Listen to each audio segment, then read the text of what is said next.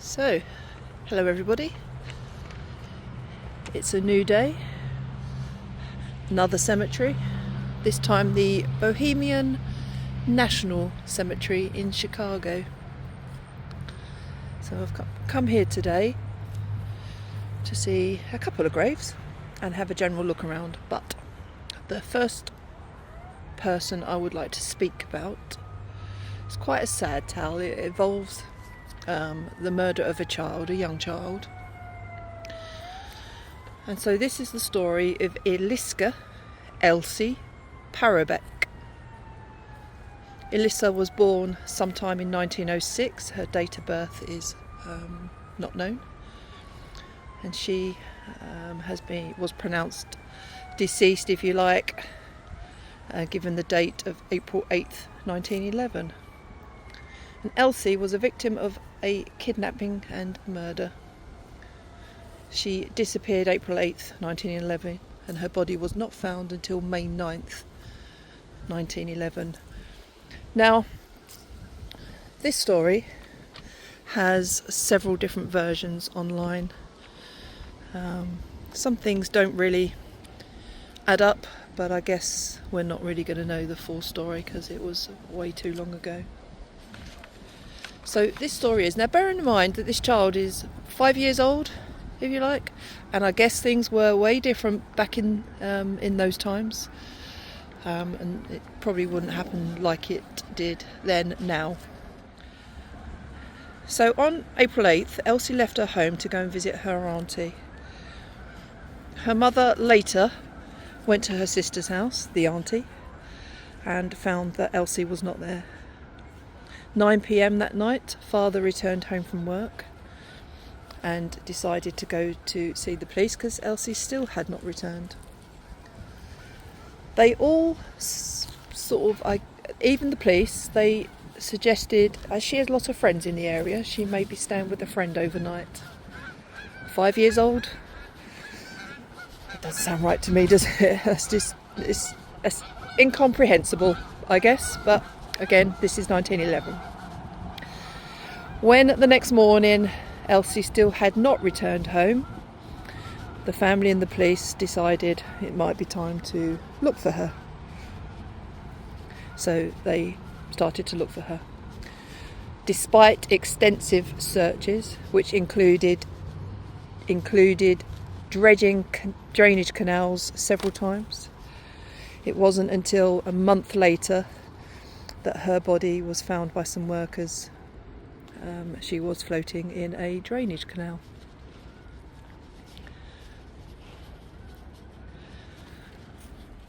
Unfortunately, due to the amount of time that her body had been in the elements, I think it was difficult to find a cause of death, but the first coroner said that she had water in her lungs and had drowned. The second coroner said there was no water in her lungs, so she had not drowned.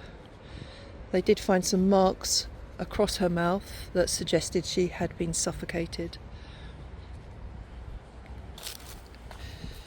So several witnesses had reportedly seen her on the day that she went missing. Somebody told police that they had seen her with two Romani-looking women and that she appeared to be trying to get away. A friend of Elsie said that she had seen her with the organ grinder. The organ grinder had been playing on the street around about that time.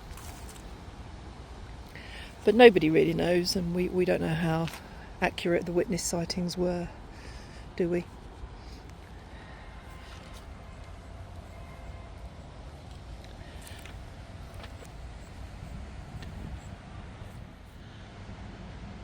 So we don't know how accurate the witness statements are. We don't know if we can rely on these apparent sightings. Although, with regards to the Romani women, the police did go and search several. I think they were called gypsy sites back then. So they went to search several gypsy encampments. The residents of one said that one of the carts had disappeared, the day after Elsie went missing. So that sort of reinforced that story, really. The organ grinder was spoken to, but no real suspects were identified, and it remains an unsolved murder. So poor Elsie has now been laid to rest in this cemetery, and her grave is now coming up on, so it's going to pay our respects to her. 5 years old, murdered by persons unknown. And here she is, Aliska Parabek. Wow, bless her little heart. But yeah, so as I said, there are several stories, or several versions of the story online.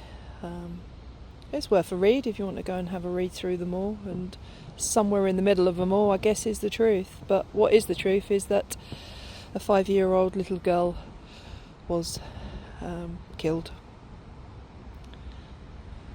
Really, really sad. So, young Elsie, I hope you're resting in peace, my darling.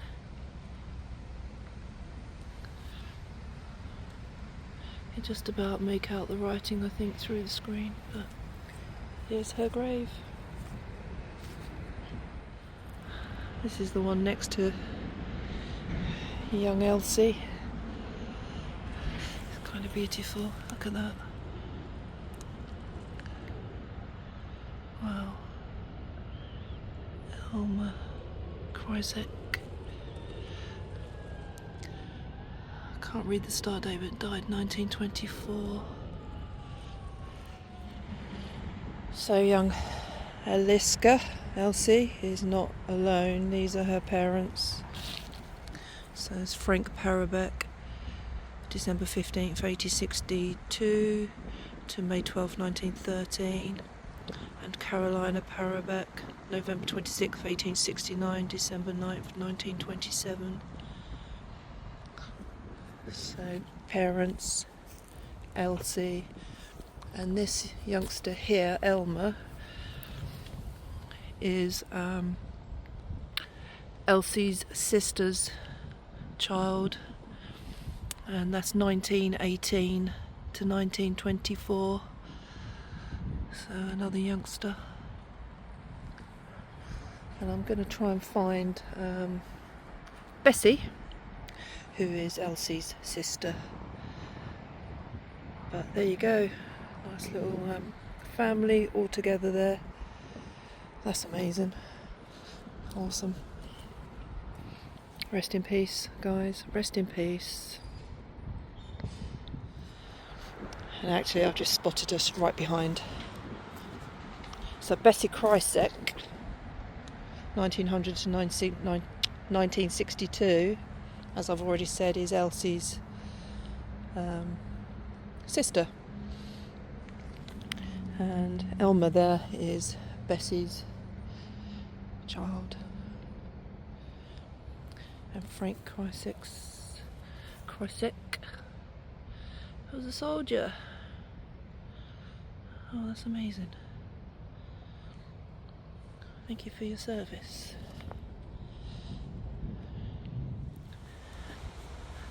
It's another awesome cemetery with some beautiful, beautiful memorials and headstones, and well, that you can see. Just so lovely.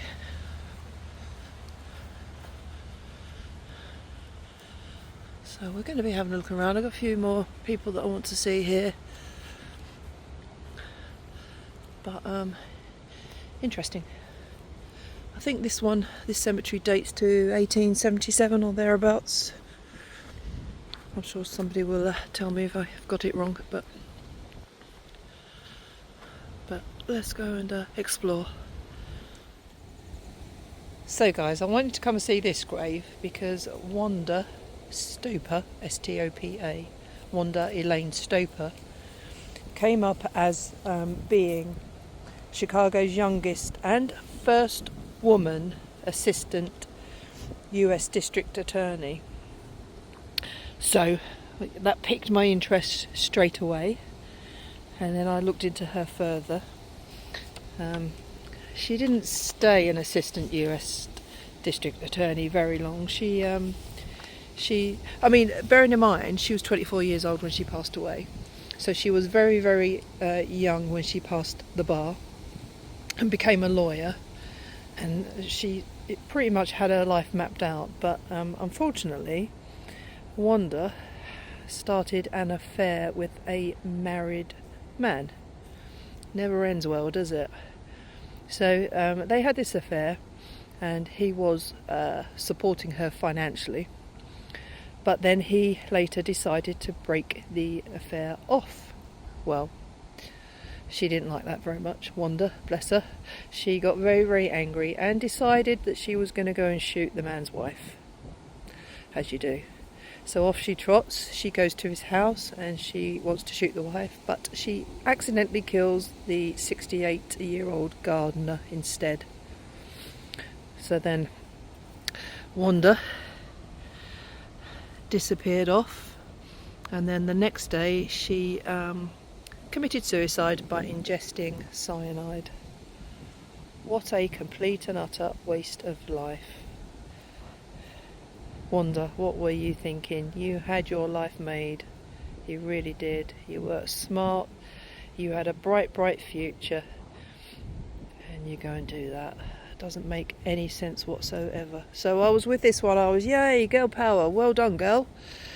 Good on you. Sort of getting a good career.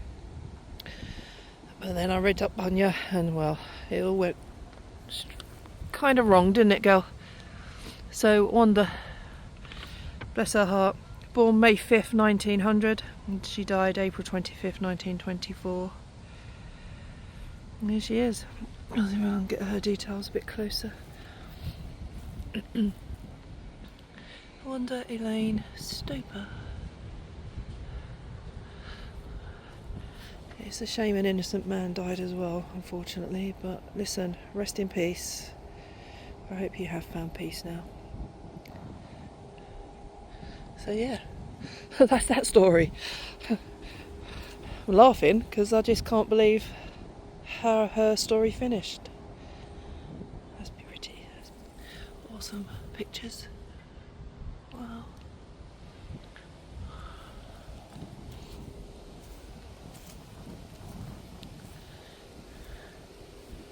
More trees. Those colours are awesome.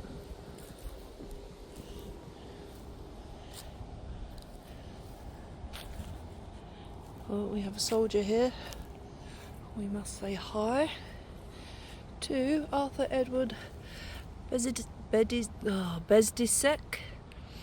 Jr. I do apologise if I pronounced that wrong. It's likely that I have. But US Navy, World War II. He died August 13th, 1975. Thank you for your service, soldier. Rest in peace. Oh, this is a lovely one.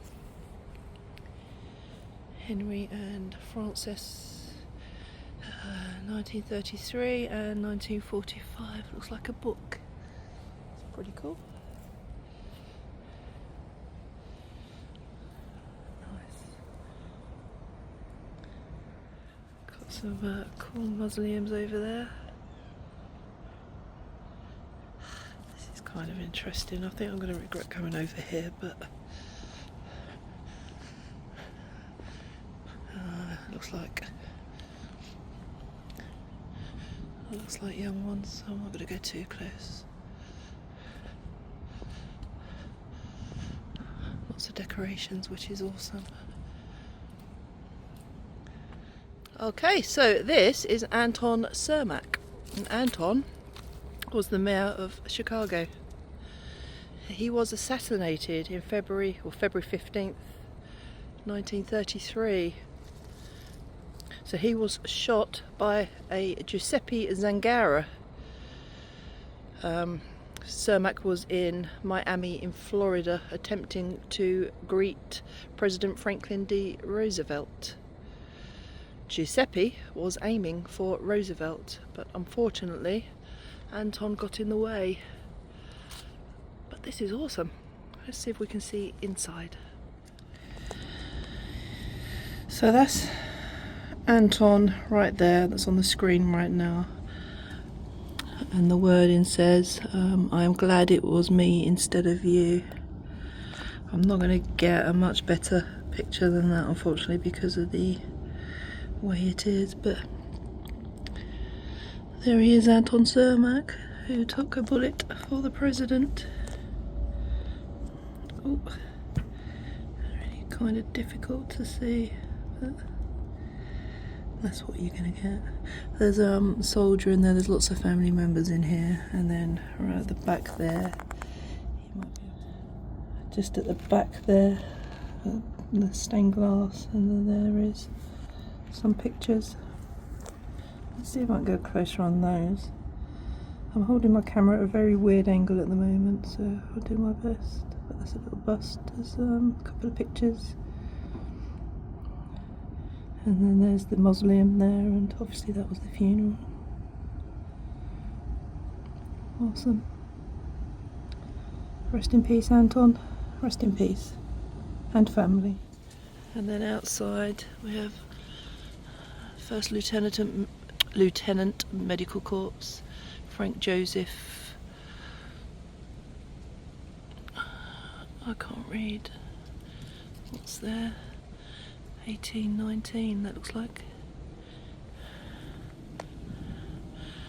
No, World War One, June 22nd, 1886. What the hell? Oh, November 18th, 1961, maybe.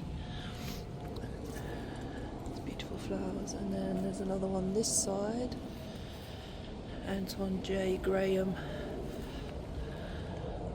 1st Lieutenant, 9 Infantry, 2nd Division, World War II, March 11th, 1920 to August 29th, 1944. Oh.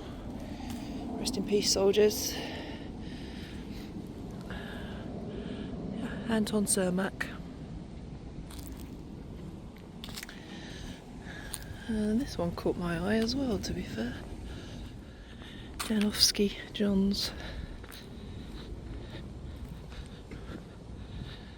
If you can see with the sun. But how beautiful is this? That's kind of awesome. It's padlocked. So I don't think you can see inside, but there's glass. Let's turn the light down, there we go. There's glass cabinets there with I can't see. There we go. With pictures and stuff in there. Glass is very dirty, so let's go up a bit, see what we can see. There, so, and then there's yeah, whoops.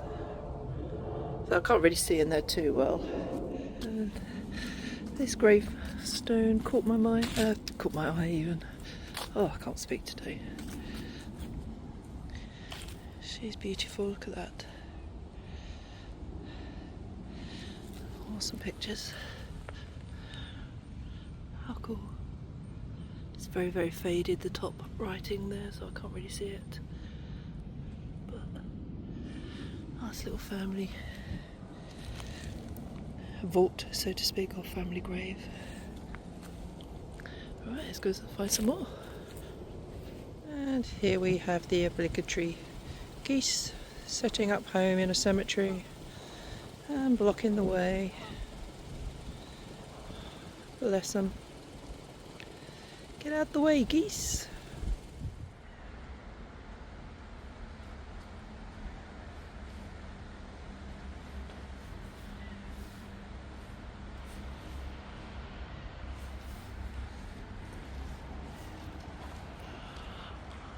This is kind of lovely.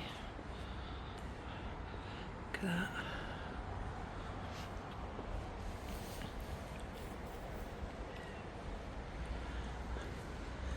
outside and inside.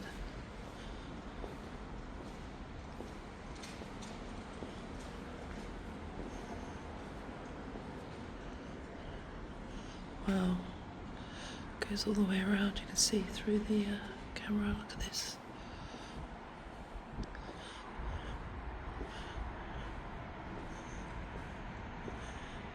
It's fairly big.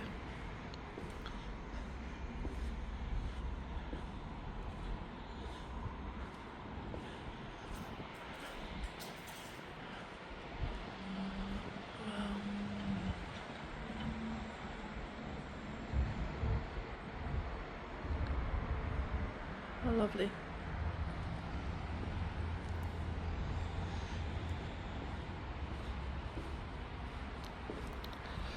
Might as well walk around it.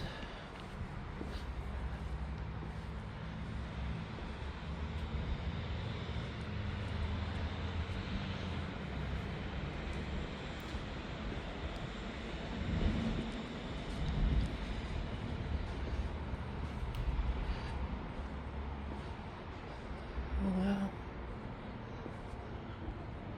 In case you want to know what's behind the plaque.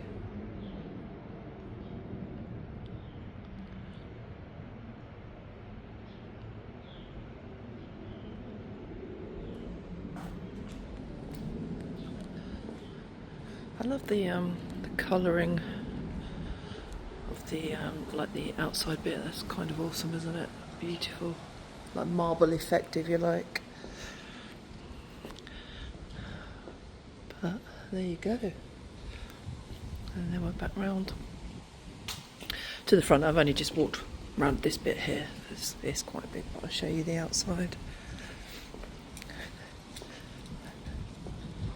So fascinating.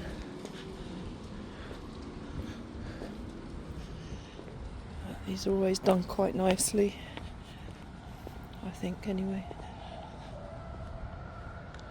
Here we go. Oops. Straighten the camera up so you're not feeling. Look at that. That's pretty awesome. Can see that. In the office at the moment, and Does she have a business card? She does. She doesn't necessarily order got represent misplaced. email. I tend to help her with that. Okay. She has a hard time emailing pictures over. I can give you the email. So if you recognise anybody, But if you have a picture of something, that's always easier. let the office know To give you. Otherwise, so that they can put them back where they belong. Is there like a website that I can go and look at different monuments? I can send you some pictures that I have just Okay. uploaded. How about I give you my email? Sure. Didn't even think about that when I was here Friday, so. That's okay.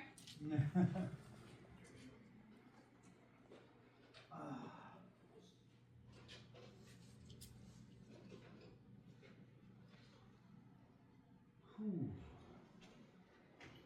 Might go back now, just to make sure I get just for them. A little separate plaque or something. Yeah, of course. Just something so when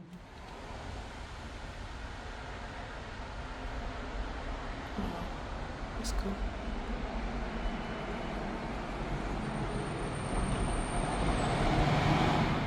They even got like a water tower thing, Bohemian National Cemetery. It's pretty cool.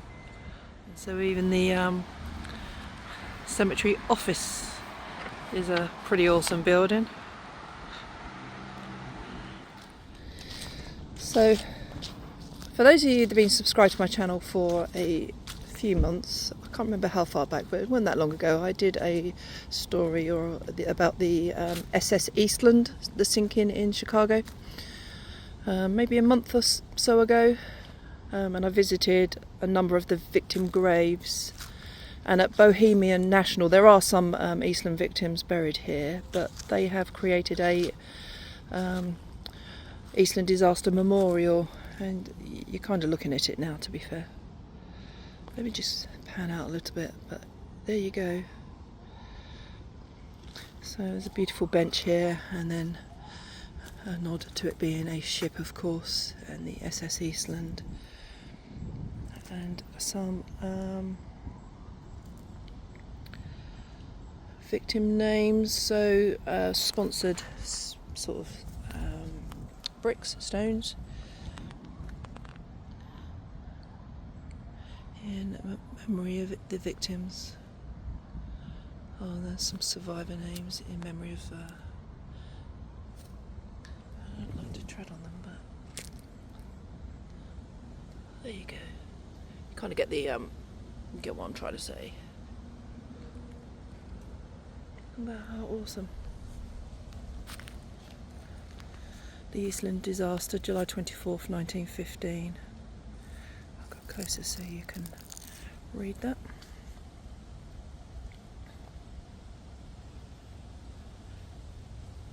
So it kind of tells you the story, if you like.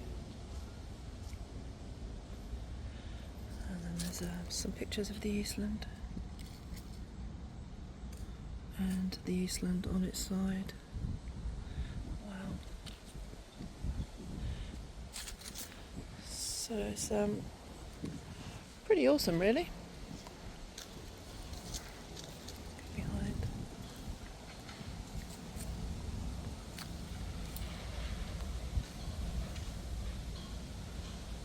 And they did this in 2015.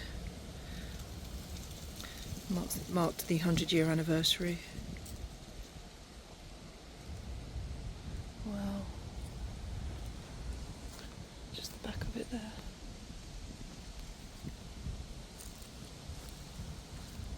But how lovely is that? Come the other side to read a couple more of the bricks. Oh well.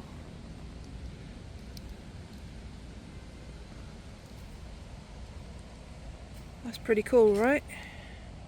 Pretty cool. How lovely. So if I find any of the graves of the victims that are buried here, then obviously I'll include them, but if not, I think this is pretty awesome. So I'm heading over to show you that wall over there, but look at this one.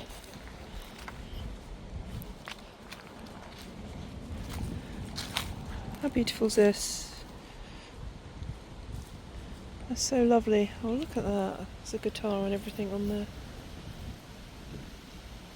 Or a violin? Violin, maybe. That's a violin, isn't it? Yes, Lisa, that's a violin. But this is beautiful.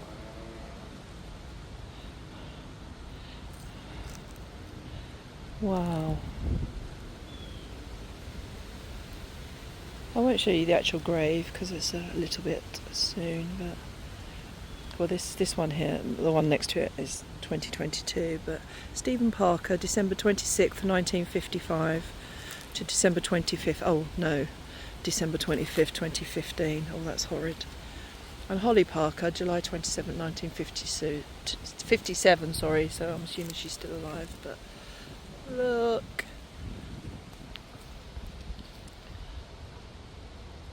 What an awesome marker. I absolutely love that. There's a squirrel there. Oh.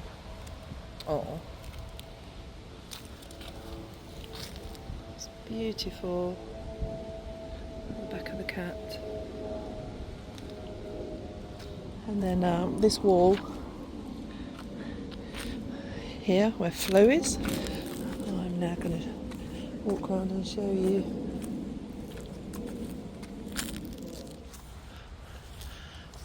There you go. So this, I'll take you up closer, but is a wall for deceased Cubs fans, as you can see there.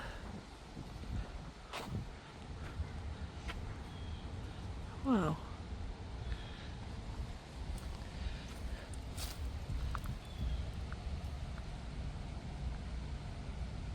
Cubs forever.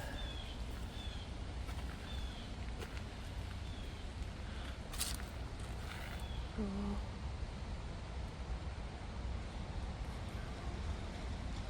It's pretty cool, don't you think? So if you're a Cubs fan, you can have your ashes interred here, or have a memorial plaque put up here.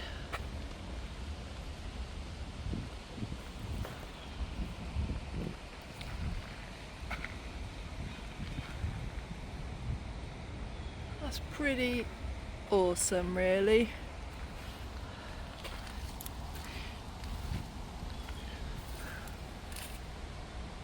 I think, anyway. Have your picture put up here. So I guess it's more of a memorial wall. Oh. Rest in peace, Alan. Rest in peace. That's pretty awesome. And there's some chairs there, look at that. That's stadium chairs, aren't they?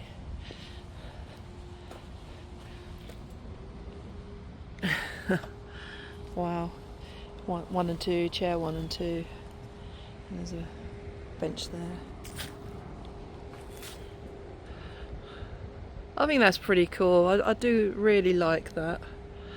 What an awesome idea. Rest in peace, guys and girls. I think I saw a girl's name up there. Rest in peace. Perfect. I keep saying, but there are some really awesome grave markers. Memorials. Look at that one. That's beautiful. Well, they're all beautiful, but you get my drift. That's for Joseph. It's another beautiful one.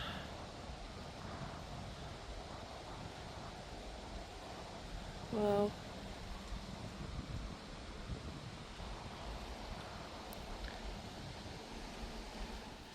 This is why I kind of like these really old, or older graveyard cemeteries even, because this is the type of thing that you see.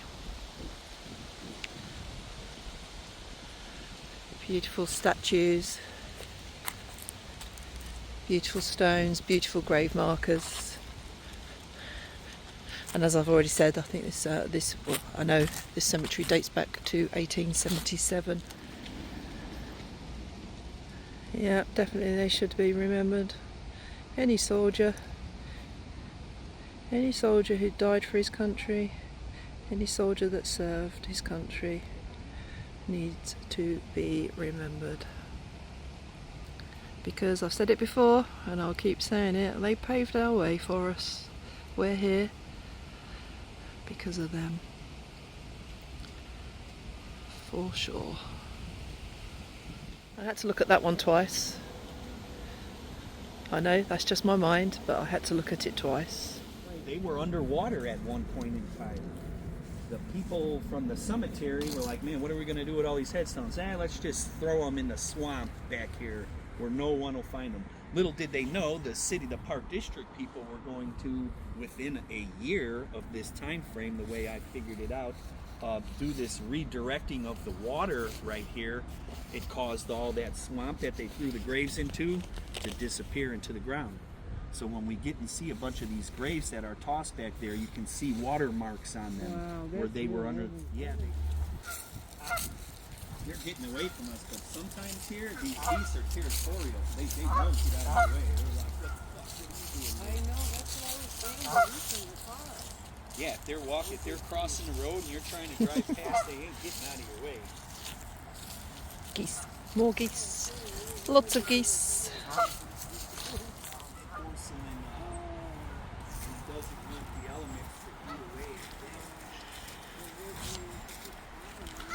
Because his entire family perished on the Eastland.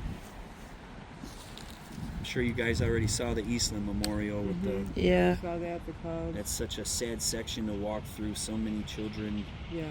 And then the day, 24 July 1915, you'd be amazed how many monuments and memorials out here.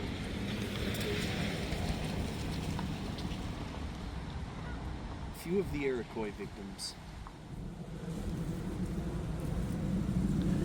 There's a lot of graves here like this. It's something to do with the land that it sits upon. It's quite sad, isn't it?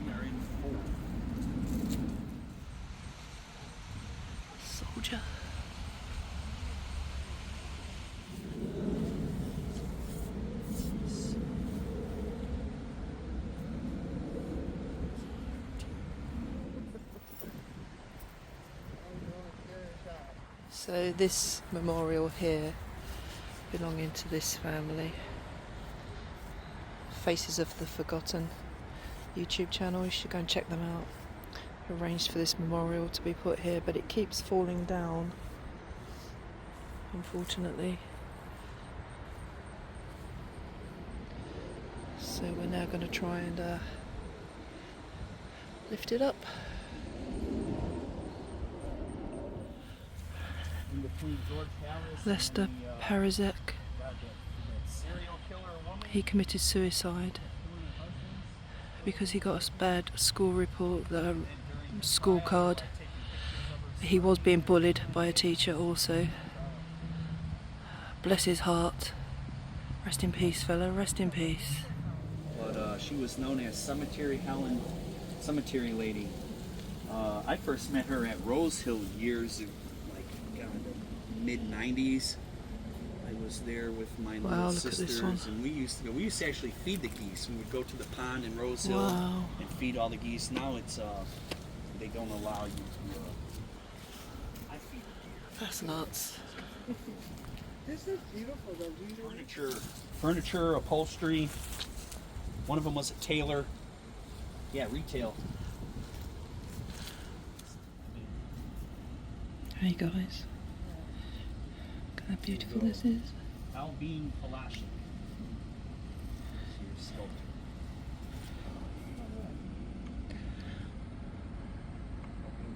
I mean, it's an incredible statue. Huh? Man. Not tailor, not cobbler. Lawyer, real estate. One of them had a store that was women and stuff, like gloves and the fancy milliary, something like that. Milliary. What a difference. You look at all these and then you come here and it's like, So this is the Kolar family mausoleum. Now if you remember Chicago's Great Fire way back in the day, Mrs. O'Leary's cow was allegedly knocked over a gas lamp and started that fire. The Kolars were the landlords of Mrs. O'Leary.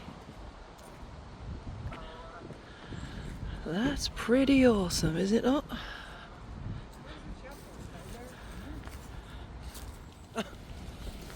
Now from outside it looks like it's just colossal in there, but the chapel's kind of, I won't say tiny, but it just doesn't seem as large. And then this, right when we come in from the entrance here, there columbarium, Oh, okay, yeah. probably about 200 or 300 urns and Oh, wow. drawers. All this yeah, I garbage was out just here. looking at that. Why would they leave all this? Looks like catering trays and stuff. Yeah. They do rent out the chapel for shows and banquets and whatnot. There's something, was it here that there was something going on earlier, Flo? All There those was- cars, I were thought there? it was here. Yeah. Funeral, yeah.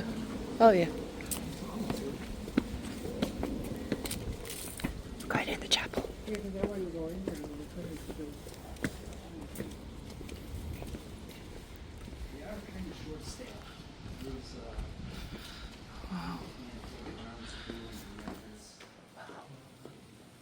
It's the Illinois Animal Cremation Society.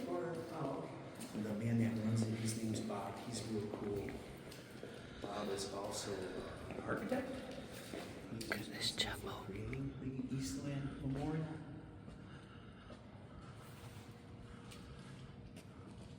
Wow. Oh, look at that. My goodness.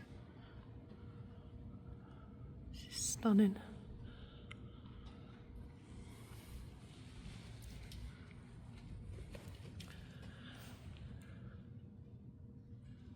You will notice it is non-denominational. No kind of Catholic dogma or symbolism in here. Just because of the, I told you how the cemetery was founded. Yeah. The Catholic Church pressing against them. But you do have like some, you've got fraternal orders of Goodfellows, you got Freemasons, a lot of the early Chicago Slavic societies, which were Orthodox. You'll see coat of arms for different families too. This is beautiful, isn't it? Yeah. I mean, that dome. Wow.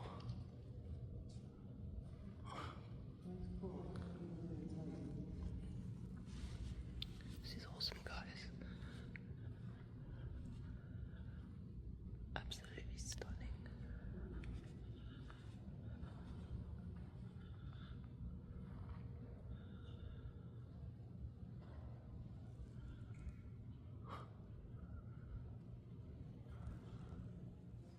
Columbarium.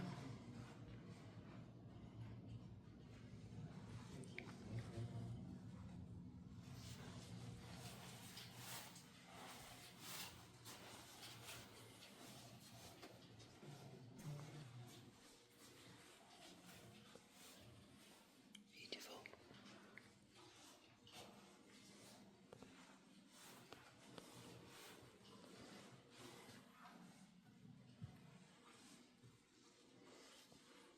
Absolutely beautiful.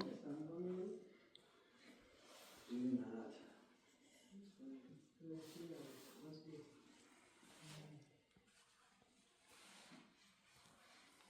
It's even very hard for me to even pronounce. LisaMH. This is a very peaceful place, but it seems kind of dreary. And like I was saying, this part of the cemetery deals with massive flood issues with the water. I bet your water's gotten hit a lot. Because you can see, oh, it's like a deep basement. Always the tail end of April, beginning of May, it's really bad. And then a few weeks from now, like the heart of November, right when winter is starting to rain and fall upon us. Once all the leaves officially fall, you get all that cold rain, and it's soggy and boggy in this section of the Bohemian